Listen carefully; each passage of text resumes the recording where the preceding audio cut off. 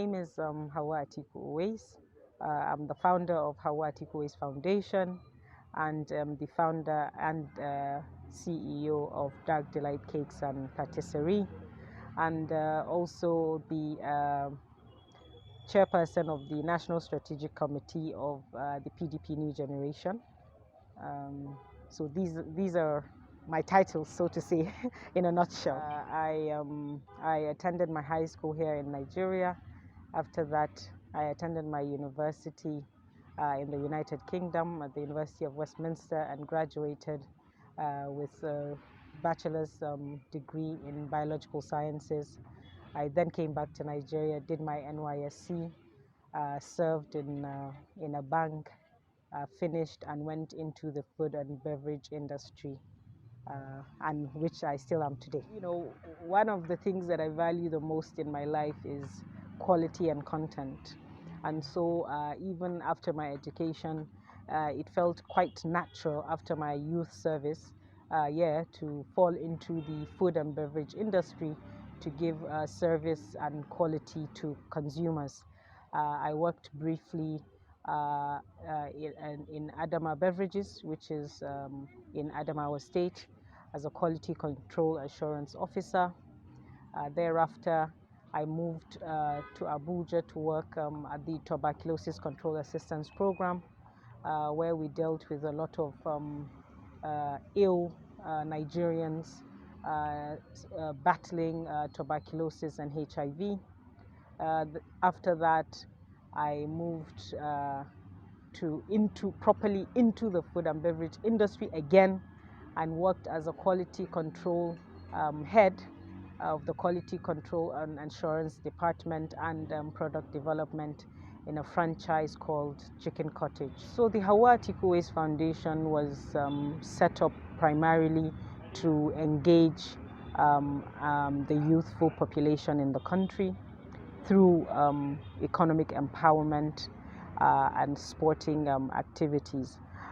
Also part of its mandate is to orientate the youthful population about national participation and national development.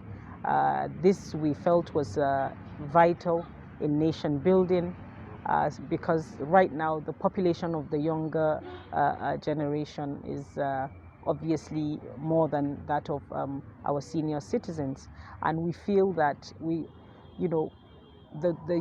young population are critical stakeholders in nation building, and they should not be left needing, wanting, or feeling neglected by the establishment.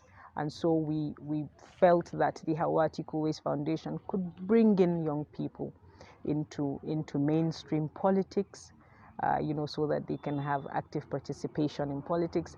And in furtherance to that, my foundation has hosted several town hall meetings and discussions with young people, and to showcase to them that participating in active politics and nation building is also part of their duty to their nation. We have empowered young men through sports, counseling on drugs use and abuse through sports. Also, we've organized sporting activities for these young men while still engaging counselors on drug abuse to talk to them through sports. So we're building a sports and commercial center. We are 70% completed, and we are looking forward to collaborating with a lot of international bodies and national bodies in engaging the youth and educating them and empowering them. The inspiration came from being myself, a Nigerian youth, and feeling completely out of place in my own society. And I felt that there must be a way that we can address this. There must be a way that I can feel part of the process. There must be a way that we can engage other young people to feel like critical stakeholders in nation building. And this was purely my inspiration.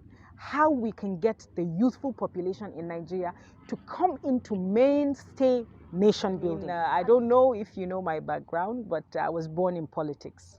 I happen to be one of the children of the former Vice President of Nigeria, Alhaji Atiku-Abubakar, and I grew up watching him get involved in politics, engage young people, senior citizens of Nigeria, and it was always fascinating. But I always shied away from it because I felt that too much exposure wasn't good for the family unit. But growing up, looking at our society now and the perils of lack of participation from our young population, I had to get involved. I had to make sure that I lent my voice to the struggle. Yes, he inspired me because I have watched his manner of politics, which has been very, very friendly, very engaging. He's not a man who believes in ethnic politics or religious politics. He has embraced, the whole of Nigeria as his constituent, and this has been consistent in his mode of approach to politics. Well, the foundation is solely to give back to society and to empower and to engage. These are the two watchwords for us at the Hauwa Atiku-Uwais Foundation. The politics aspect of it also is to give back. So one can say actually they work in tandem with each other. But you know how politics is played, and you know how a foundation is run. A foundation is run solely on the aims and objectives of that foundation. Politics sometimes can be very fluid. And I like to say that in Nigeria, we're still building ideologies. We're still building politics of ideology. And I would love to be a part of it. And so the reason that I'm getting engaged and I'm getting involved in politics. So I would definitely want to see myself as a very active participant. I don't know what the future holds. I hope that it holds great things. I pray that it holds great things for all of us, not just for myself. And I hope that in the very near future, we will see our country move in the right direction. Then perhaps you and I can vie for positions, elective positions in the polity. This is what I hope to see, where vibrant, active, intelligent, and informed people form part of the policy makers and decision makers in our nation. I felt. In fact, I was overwhelmed. Uh, I was so